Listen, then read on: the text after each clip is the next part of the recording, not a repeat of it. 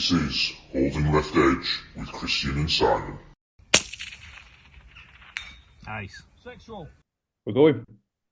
We are back again.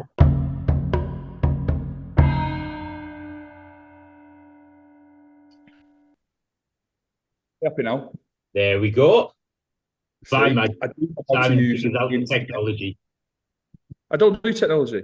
I still run MOA. I'm getting all the MOA questions around the probationary exam. That's it. You haven't moved on to Millers yet. Bloody hell. No, I know what that is. I've no idea. Let's just move that a little bit like that. There we go. Should I just crack on? He's smoking. He's happy. How cool would it look if he's just tabbing up and we're like, I really should have a beer as well. do you want to grab one? No, I haven't got any. I drank them all last night. That's part of the problem. Mate, having a fag and drinking a beer is like mandatory for this podcast. Yeah. I'm not, to be honest, I'm only not smoking it. There's no smoke alarm in this shop. The last shop had a smoke alarm. Otherwise, I'd have my pipe.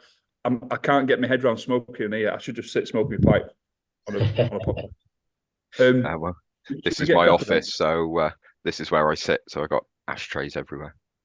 Love it. Good evening. Sorry, Welcome I'm just to... about to say.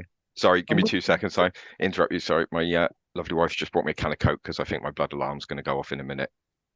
Oh, bless her. Oh, I'm right in the middle of the podcast, mate. Yeah. We can't have anything going off in the middle of a podcast. Yeah. Good evening. Welcome to the third episode of Holding Left Edge. We've got a very esteemed guest with us at some point, but I'll start by saying good evening, Christian. How are you? I'm very well, Simon. How are you? I'm living the dream. I'm actually in a real place today as opposed to having a virtual background. I'm in the shop, so I can actually have things that you can touch, and it's really there with big high ceilings that echo really badly. Also with us, depending where you're looking in podcast land or listening in podcast land, because I'm learning, is the esteemed secretary of the GBPRA and technical dude of the IPRF, because you have to tell us what your role is because we couldn't work out in a week. Adam Sinfield. Adam, thank you for coming and joining us from Monmouth, deepest, darkest, nearly Wales. Evening, Simon. Yeah. Not quite Wales. It's about 15 metres that way, but I'll let you off given you're a northerner. Anything south of Watford and I get confused. Are you south of Watford officially? Not really, are you? You're probably level with it. I don't know. With where? Bisley? Yeah, Watford. pretty much level. Oh, Oxford, no, a bit further south. No, Watford. Oh, Watford, definitely further south. Yeah. The geography's not that bad then. Yeah. Thanks for coming along, mate. You were first on our list for a reason, because you're a very interesting chap, but also you're a very entertaining chap. I don't know if the answer's got to be yes to this. Have you listened to our previous podcasts and have you heard your mention in one of the previous ones? Do you know what? I haven't actually, because I've been so bloody mental. I haven't even listened to the GBPRA ones, so I'm not going to call you out as special, but I've had no bloody time. Well, yeah, but I will put it on. I told an interesting story about that time you didn't make a Ryan because you had too good a night the night before. Remember that one? I made it. I just threw up and went badly from there. Yeah. The point we made was that you didn't shoot because you were a very sensible person. Yeah. We were talking about alcohol and ranges, but thanks for long. For those that don't explain who you are and what you do from a shooting world and from a non-shooting world, because that's just as interesting, in fairness. No, it's not. My job boring. I'm a lawyer. In the shooting world, I am, as you say, secretary of the GBPRA, and I am also the chair of the Rules Commission for the IPRF. So I'm one of the IPRF Exco members. Now I'm glad you clarified that for us, because in the last two episodes when we've mentioned you, we were like secretary of the GBPRA and technical guru, I called you last sort time. of legal, sort of doing something we don't know about in the IPRF. Yeah, well, to be honest, I'm not entirely sure, and particularly over the last couple of years, my role seems to have diverged and digressed in various angles a little.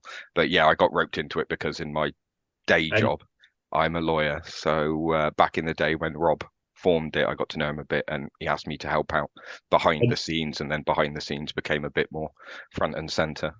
I was going to say, over all those years, you've always been like, I'm too busy, I don't have any time, I don't want to get too involved, and then like month by month, mate, you're just getting dragged into it. Well, that's how I got involved with the GBPRA with certain gentlemen on this podcast, wasn't it? Well, Because I I was remember. supposed to only help behind the scenes. I remember having a load of beer one night, and then you went. I don't know where you went, and I said, "Christian, we need him on the GBPRA committee because he's the only one that knows what he's talking about legally." And look where you are now.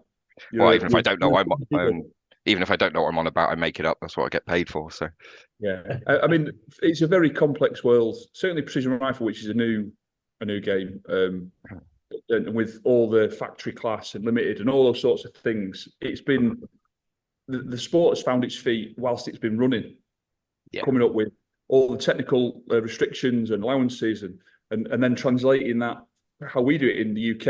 The GBPRA does it one way, and then making sure that that's to a international standard at events. I'm not going to lie to you, it's one of those tasks that it is quite literally beyond most people. So I do doff my cap to you in relation to how you've made it all work, because firsthand, having seen how, going back as far as France, and you were on the periphery then of that, but I know you were involved speaking to the likes of Rob Ramsden, who again we're going to get on at some point, about how it works. And if you don't have that parity, you might as well not play, because yeah, absolutely. And I think the IPRF have done a sterling job with that across, the entire globe. And, every individual nation has kind of gone their own way a little bit, and it's been quite a struggle to try and bring it all together. And it's actually a debate I'm having at the moment, because it's no secret that we're looking at changing the factory division rules.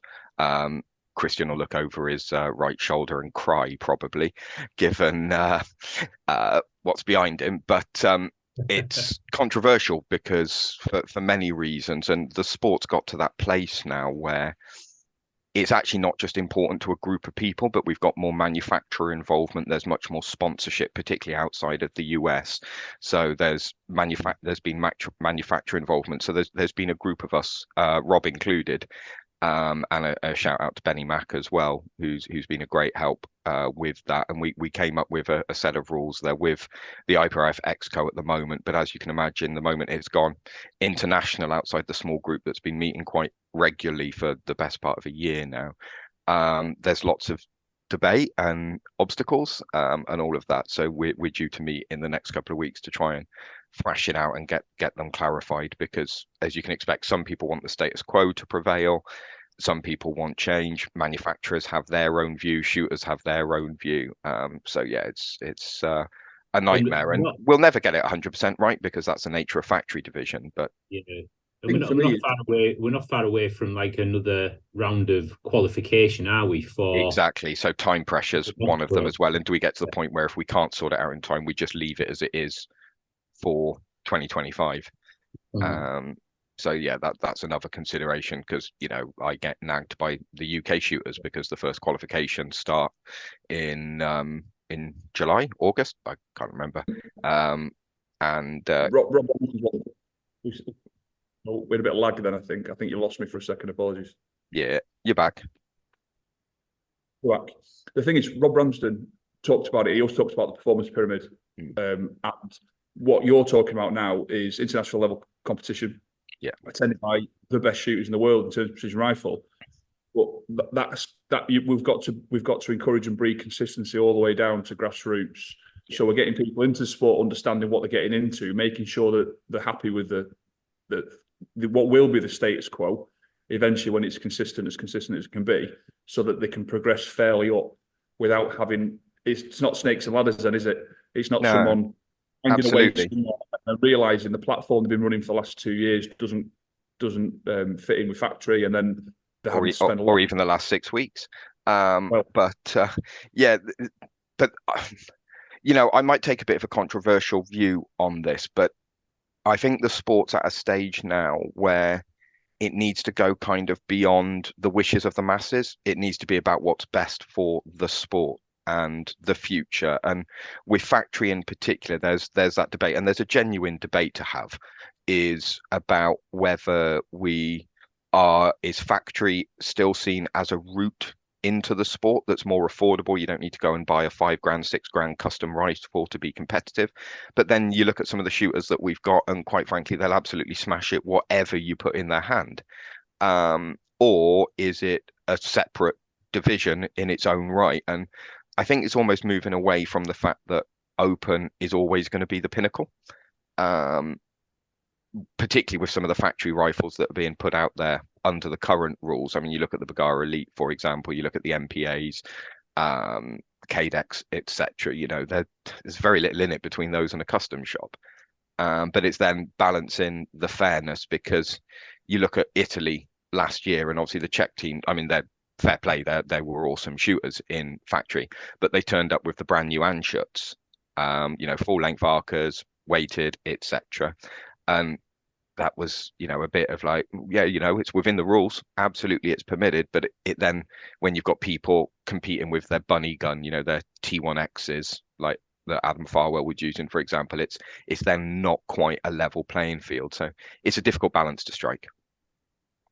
Yeah, I'm glad you're trying to strike that balance and not me. You and Benny. Well, as I say, luckily there's a good group. There's been a good group working on it. It's now we've come up with a set of rules that we're all happy with and have signed off on. But trying to then get the Exco to sign off on it to then put it to the council for a vote, it's going to be a bit of a slog, I imagine. And as Christian very rightly points out, time's not on our side if we want it to be fair for 2025. Yeah. So we could spend a whole podcast talking about factory stuff and what have you. I'm keen just to take a little bit of a detour, because you mentioned who you were with, but you missed out quite an important one for me. I know you're a big fan of the affiliates model that the GBPRA run, and trying to get as many clubs and individuals shooting at as low a level as possible. Yeah. But you also have run what I think is one of the most successful affiliate clubs in Monmouth district. Pistol Rifle, the full title, I'm sure Tom it is.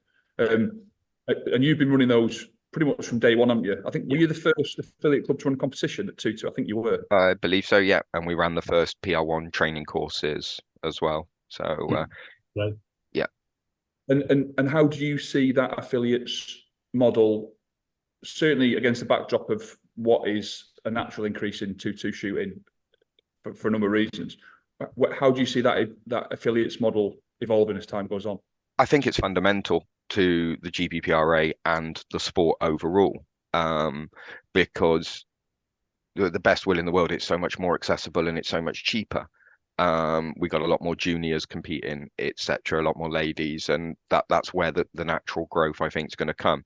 And the only way you're going to do that is by having local events at clubs that often people are already familiar with or already part with, coming along to have a crack, realizing, Jesus, this is the best shooting discipline out there, and then getting up the confidence to go to you know, the bigger matches at the likes of Pro Shoot or Bisley, and, you know, then look at it with a centerfire rifle. So it's kind of the spider's web effect to me, is that the more that it's going on locally and is accessible to people, it's the only way they're going to get introduced, because a lot of people aren't going to want to splash out 150, 200 quid to go for a weekend at a full ball match and all that entails with accommodation, travel, ammo, and take part for the first time.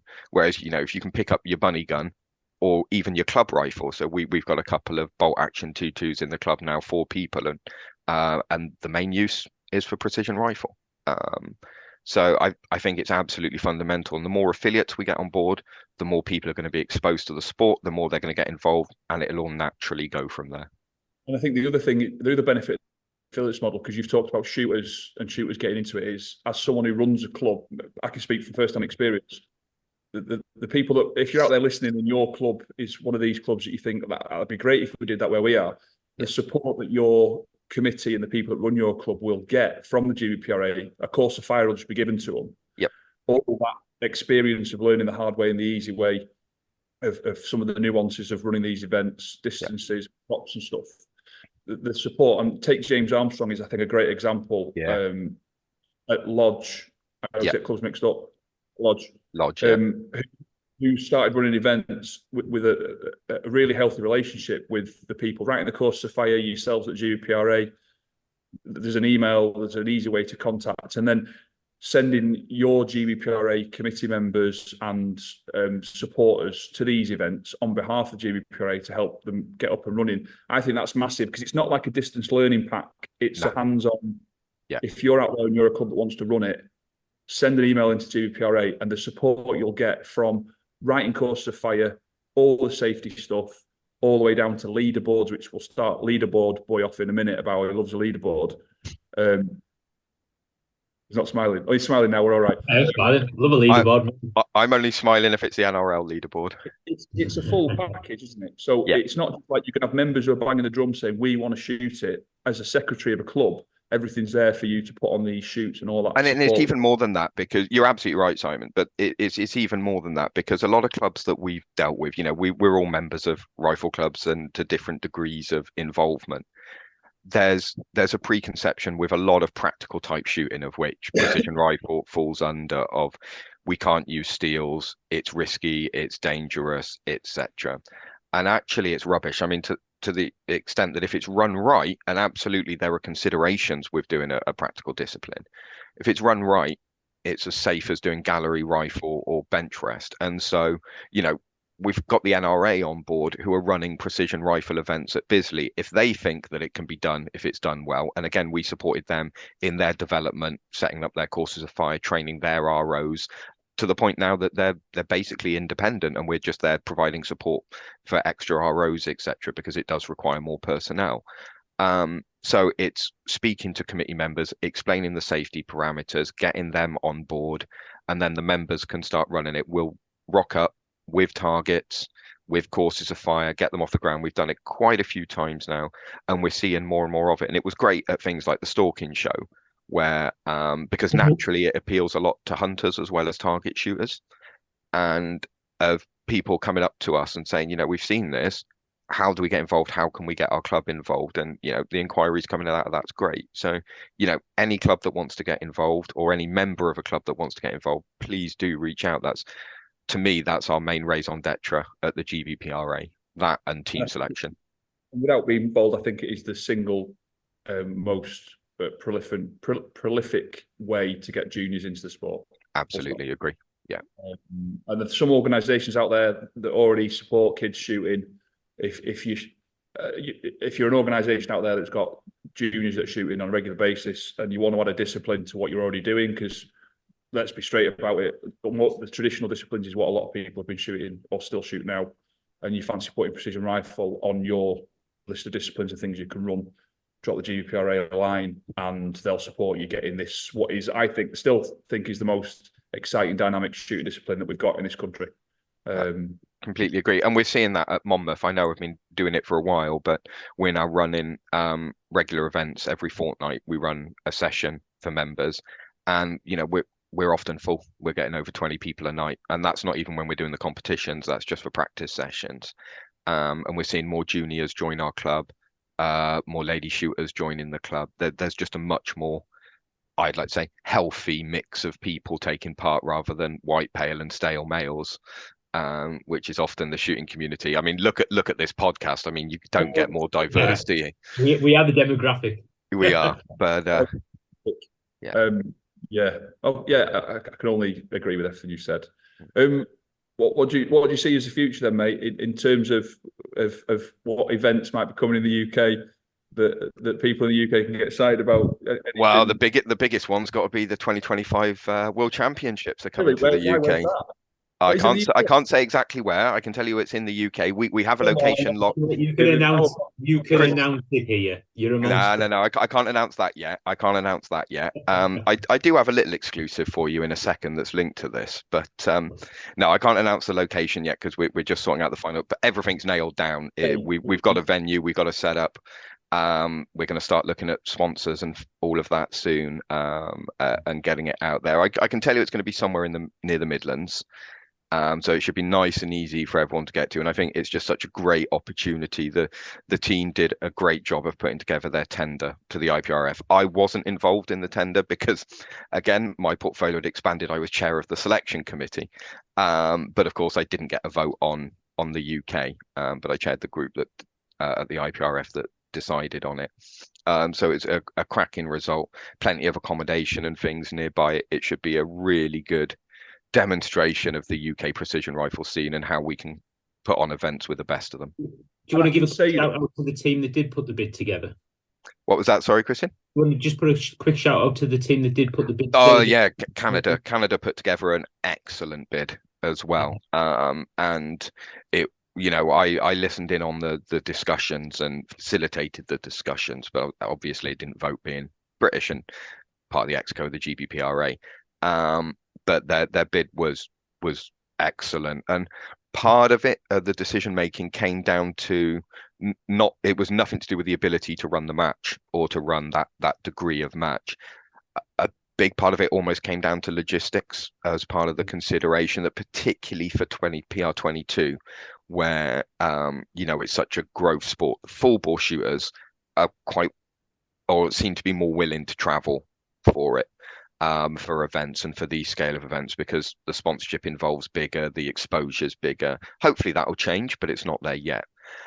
So part of the decision from the committee was that actually having it in Central Europe, easy transportation, easier to get to for most nations. Obviously not all, not the Canadians or the Yanks, but that was almost the clincher, as much as anything. But hopefully the Canadians will put in a bid for full bore, because their bid was excellent, and have no doubt of their ability to host superb championships. Great. And who were the individuals in the UK who actually worked on putting together the UK bid?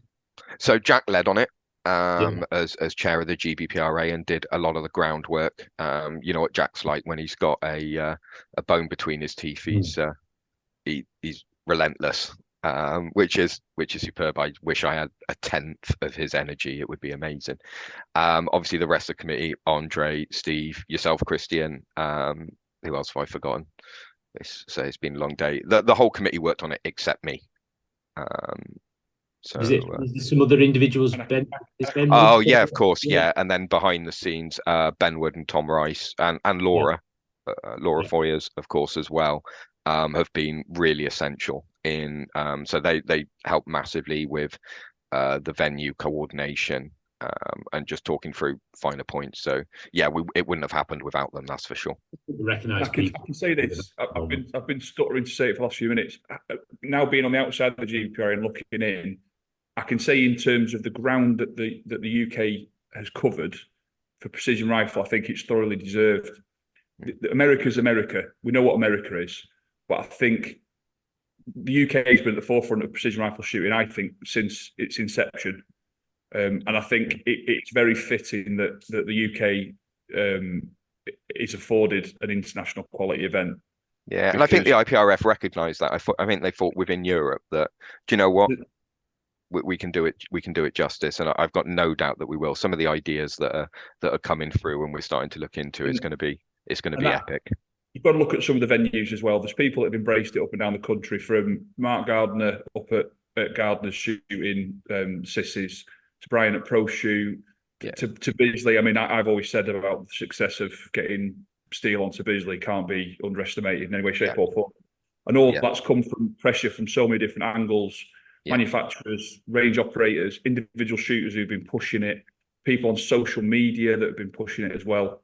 So I think it's a nice thing that the UK as a whole has been recognised as being somewhere that people want to travel to shoot. It shows that the shooting, the precision rifle scene here is alive and kicking, which is fantastic. And it is growing. Yeah, it's growing exponentially, particularly the 22. But actually, that then seems to be having a knock-on effect on the full bore. I mean, some of the matches that PRS UK have been putting on look absolutely epic. I unfortunately haven't made it to one yet because my focus is and always will be the 2-2. But they look epic, and just the quality of the matches, the Pro Series match that they had, was it last weekend? And the international travellers recognising, putting the effort to come over to matches in the UK. It's the sky's the limit, and it's getting there. Yeah. I'm booked on in July, mate. Why don't you book yourself on? I've got family friends visiting from Norway, unfortunately, so we're going to be on a canal boat somewhere in God knows where in the southwest. Most of us say we can't do something because they're doing something boring, like picking the kids up from school or work, and I'm like, no, I'm on the fjords, or I'm looking at. I know it's in the UK. They're coming here. Tell you what, the joys of being an international jet setter. You're almost as bad as Christian flying out to India every week to get a poly tummy. Yeah. Yeah. No, unfortunately not. I don't like leaving my valley too often. Christian's going to say he's got a list of things to talk about now, because he kicks himself because in the past he's had a list and it's failed. What's on your list, Christian? Well, we're talking a lot about the GBPRA and the IPRF right now, and obviously GBPRA me and Simon have decided to step down before the elections that were held in May. I think it was. Was it May? We held It the was, election yeah, in May time. Yeah. yeah. Myself and Simon stepped down. You've had some new members entering on the committee. I know the answer to this, but for our listeners and viewers, it's like how was it going now that you've got the new committee together, Adam? Is it business as usual, or is there some new and exciting plans for the future? What's going on there? Yeah, it's both. I mean, it's business as usual with regards to growing the sport and developing the leaderboards and the matches and the qualifications, etc. But I mean, it's impossible to be involved in precision rifle and not know Ryan, who's obviously now the media officer, and him and Jack are doing their podcasts on a monthly basis as well, which seem to be going down really well. He's a force of nature, is Ryan, all in the right direction, and there's no one that's going to encourage people into the sport more. So that's really good. And Marcus has come on board as treasurer to help us with the financing, and all of the behind the scenes, so that Andre can step into the vice chair role as well.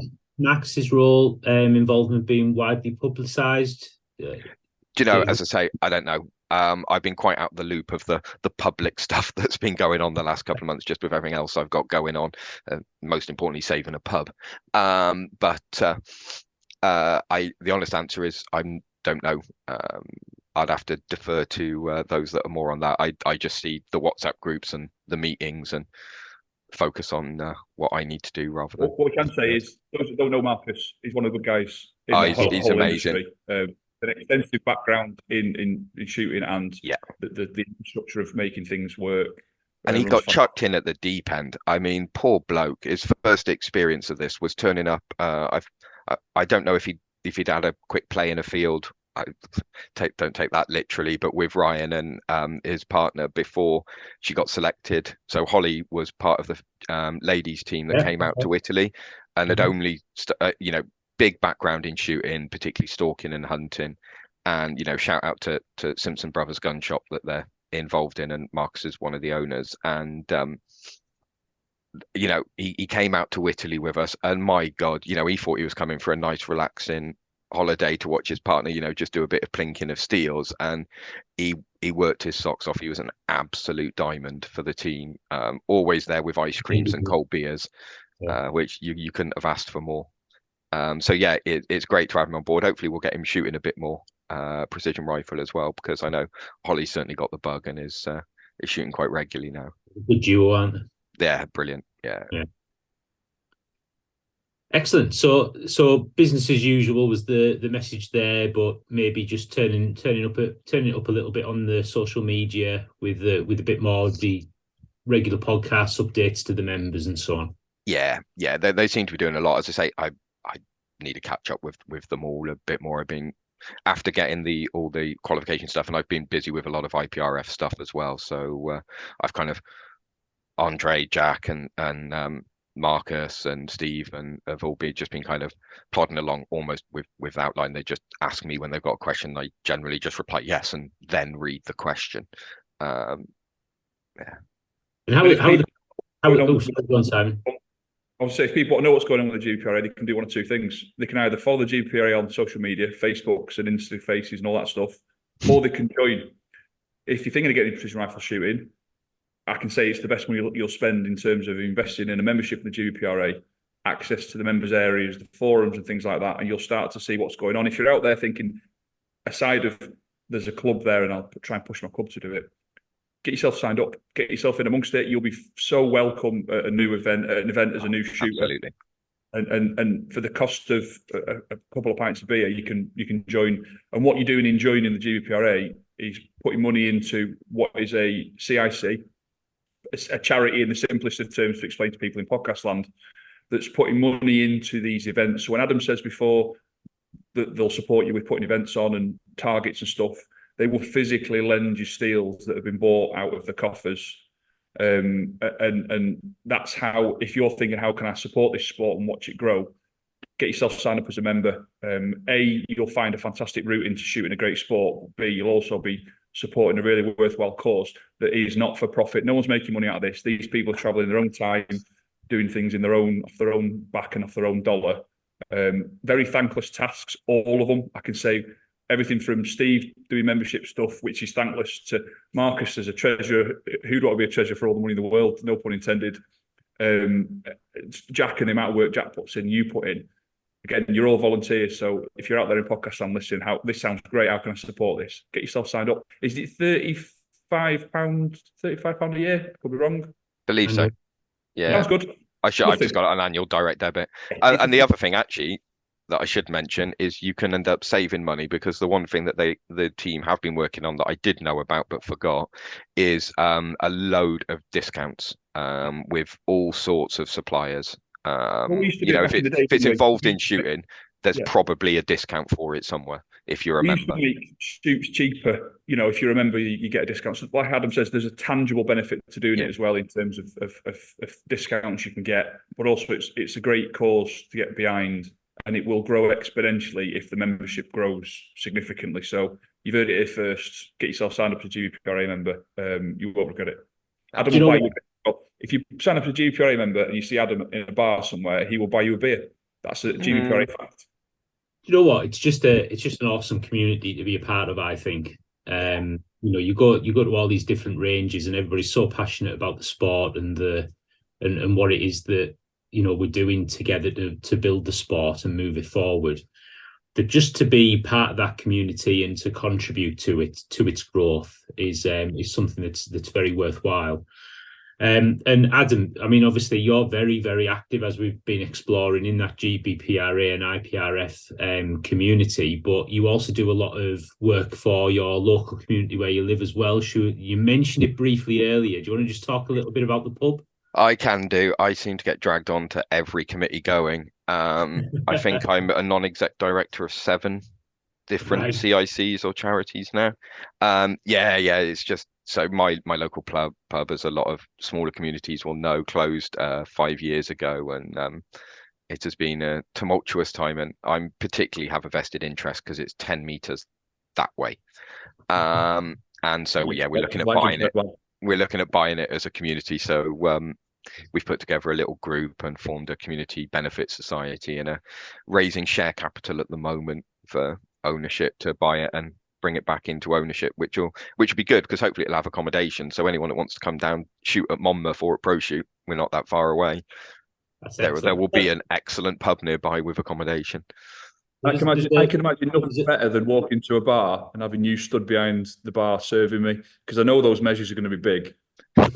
Well, I am also a personal license holder, because one of the other CICs that I'm a director of runs events. In there, there'll be no optics, there'll be no measures. It'll be old school. So yeah, Adam for barman, that gets my vote all day. Pays less than my day job, and I can't afford shooting as it is. So there we go. I'd have called you a bar steward, but I thought people might read into that. Yeah, they wouldn't be wrong. You like that? That's my pub joke. So Adam, away from precision rifle, visiting the fjords of Norway and saving local pubs and communities, and generally saving the world, you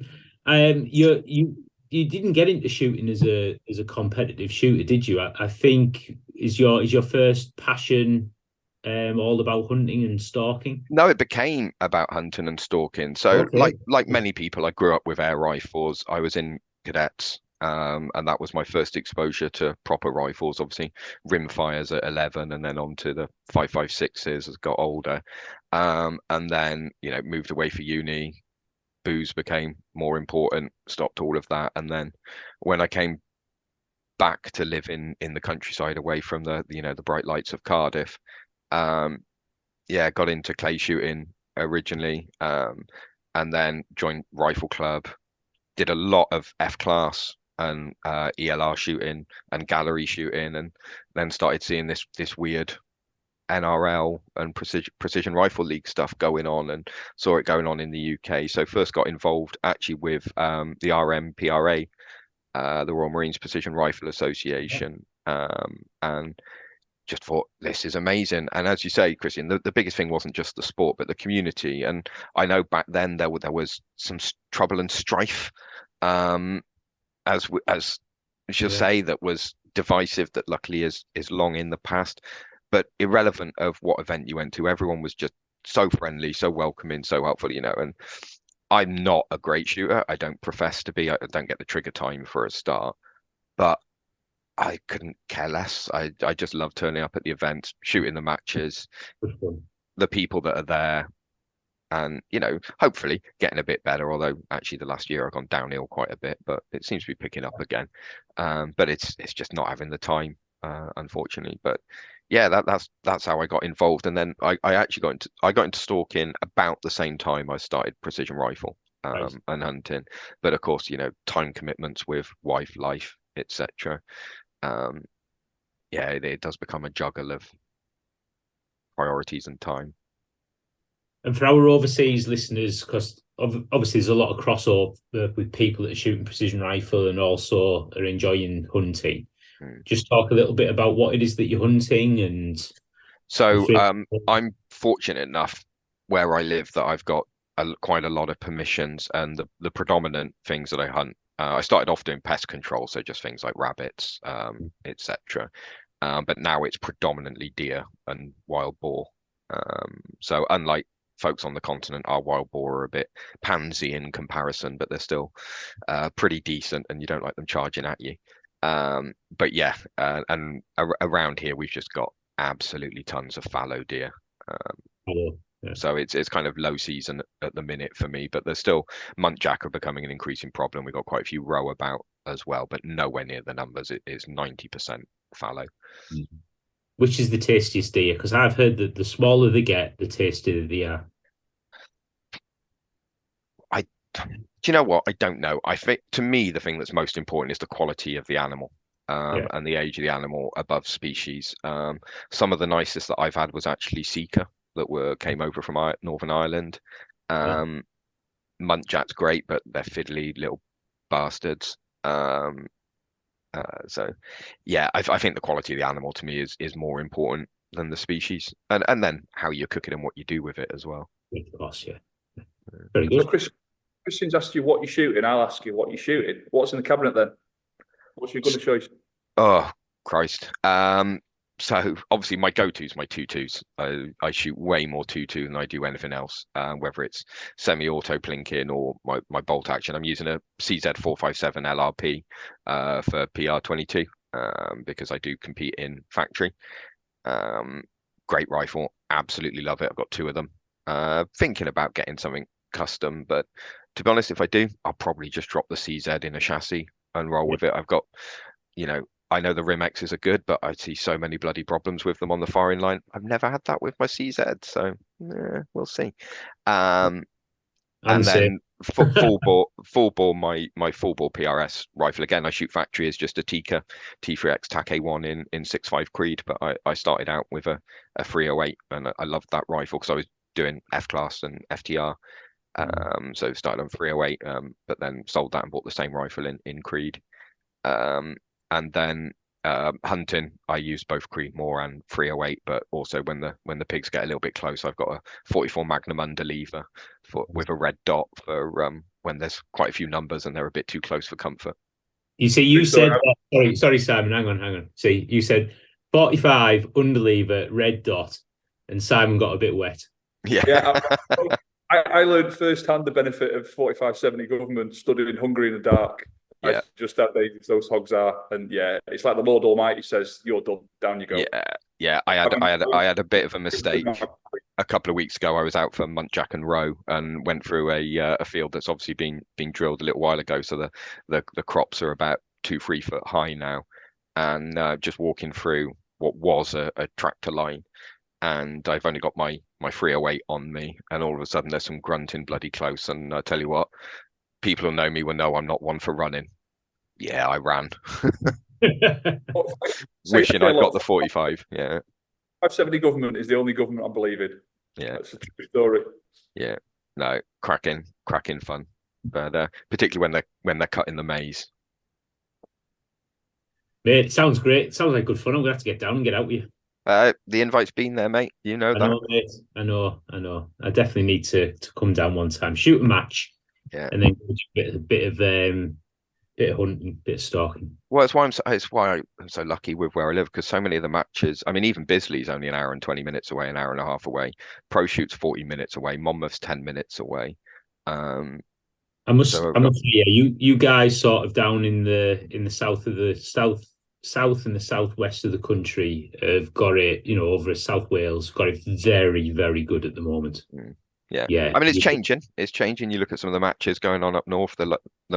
I've got to get up to some of the Paint Mines matches because they're looking epic. I know, Christian, you've been, haven't you? They look really well done. Yeah, Luca's shot 2 now, and he's going to shoot the next one. I can't because I'm away on holiday. Again. Yeah. I shot one. I shot one last month. Brilliant matches. Sam Stewart up at Paint Mines puts on a great match. And then obviously we've got the regular month, what's become now a regular monthly match at DVGC just outside of York, Derwent Valley. And they're fantastic matches as well. Really, really good. Sam's seems to attract the more experienced shooters. DVGC seems to attract more grassroots shooters. So I enjoy each for both those reasons. Sounds like I'll be better at DVGC, but yeah. Well, mate, DVGC is just an hour away from me. So if you fancy coming up on the Rabbits and shooting a match, you're more than welcome. Sounds good. I've got to get involved. The thing is, as well, as I keep saying, oh yeah, I'm going to get to all of these matches, but then I've got a qualification match to run in September, and this is the exclusive for you guys. I'm running another one in October at Pro Shoot as well. So I've got 2. So we're actually going to have 5 qualification matches for the 2025 PR22 team. We thought it was sensible. Pro Shoot deserve the recognition for what they're putting into the sport. It's great to have a match there, but also with so many of the hopefuls going out to the States and to Colorado in August, it's going to be tight for them to make the August qualifier. Plus for the juniors with school terms running until September, we just thought, you know what, let's chuck another one in the calendar, because you've got to attend 2, and quite a few of our hopefuls were struggling to do it, particularly with the juniors.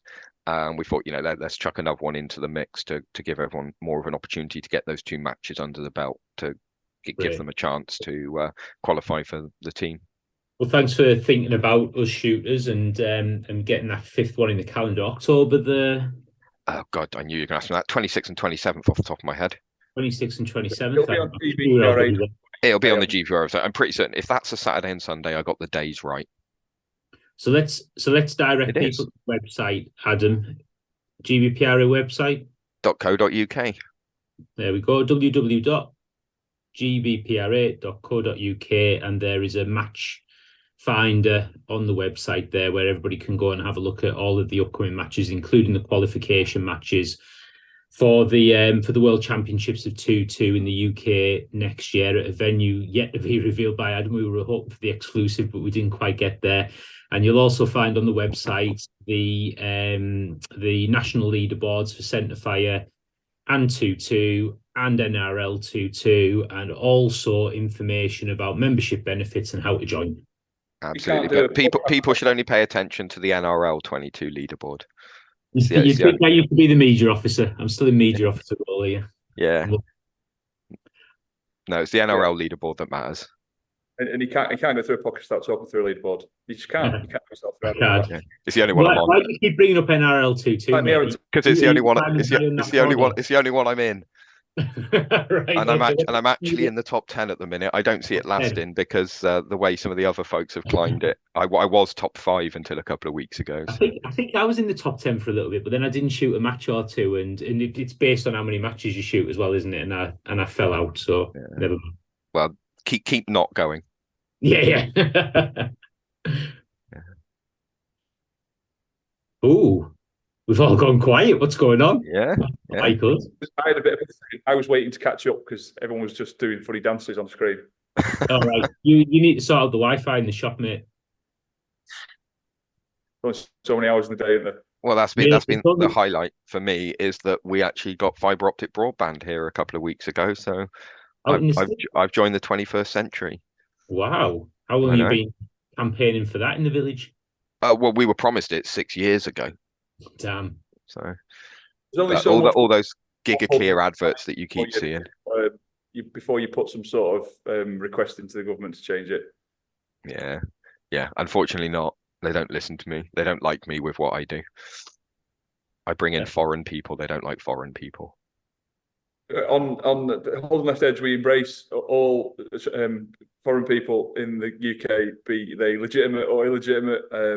It's all about a mix. What was it? We were talking about pita breads last week, so we're about as diverse as it gets on Holding Left Edge. Something like that. I just deal with businesses and rich people now. It's nice and simple. Yeah, let's stay out of the politics, mate. Yeah. Unless it's politics for the sport of precision rifle, in which case we're on. No, can we f***ing not? There is too much of that. Adam, have you got any? I don't know, mate. I've run out of questions. Simon, I don't know if you've got any more questions for Adam. So maybe Adam will just sort of like hand the mic over to you, mate, and just see if there's anything that you want to talk about, anything you want to say while we've got a bit of time. Nah, not that I can think of. I think we covered quite a bit there. Just thanks for having me. I think, really want to push the message of the friendliness and the openness of the sport and to encourage folks to get along. And if, you're interested, get your local club to get along. We want more affiliates, more members. You don't have to be a member to join up. I know I've mentioned the qualification matches. You don't have to be interested in qualifying to come and shoot them. They're just going to be decent level 2-day matches. But obviously that is throwing yourself at the deep end. Come along to one of the training courses. Bisley are running training courses on a fairly regular basis now as well. Just get involved, and if you've got any questions, reach out. We're all a friendly bunch, some more than others, but always happy to help and come to you if needs be. Yeah, it is a great discipline. I've tried pretty much everything in the book, and it's the only one I still do. So on a regular basis. So let's put it that way.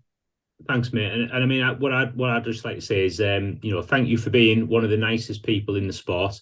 Thank you for quietly behind the scenes, out of the glare of everybody else, just going about your business, moving the sport forward, progressing things, not looking for glory or accolades or anything like that, and just doing everything that you do for all of the shooters, both in the UK and globally. Much appreciated. Welcome. As I say, I like MDing matches almost as much as I do taking part in them. So it's all part of the game, isn't it? That's great, mate. Thank you.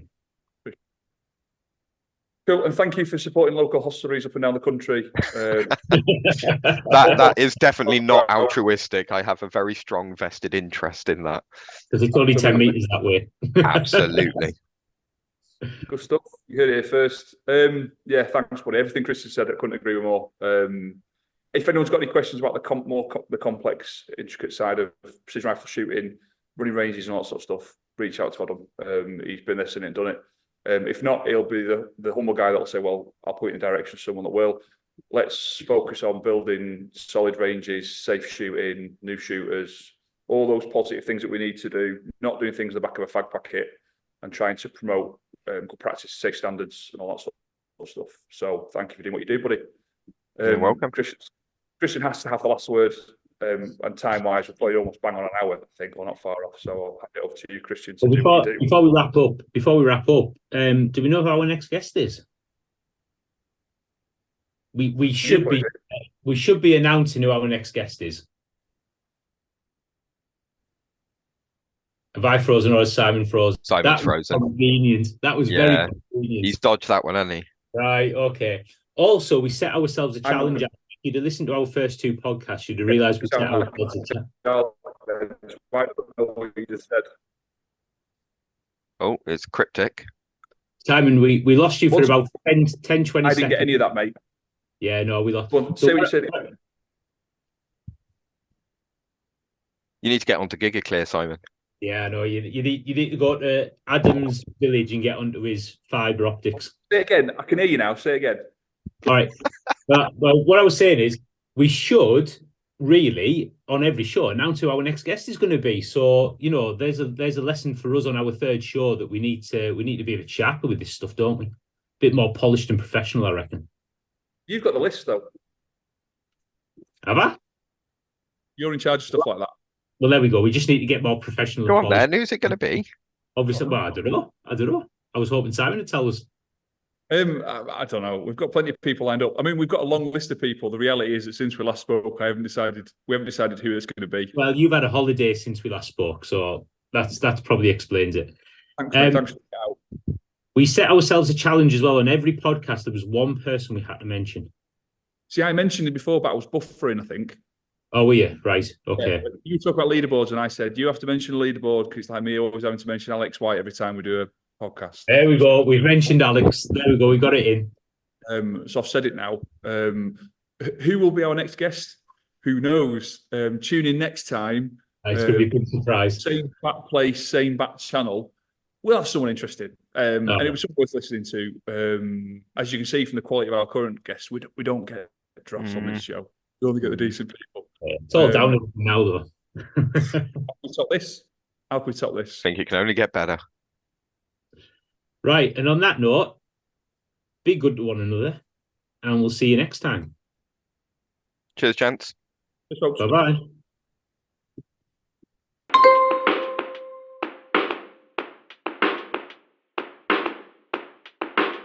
Well, you can edit all the shit out anyway. No, mate, just let it roll. Oh dear, that's worrying.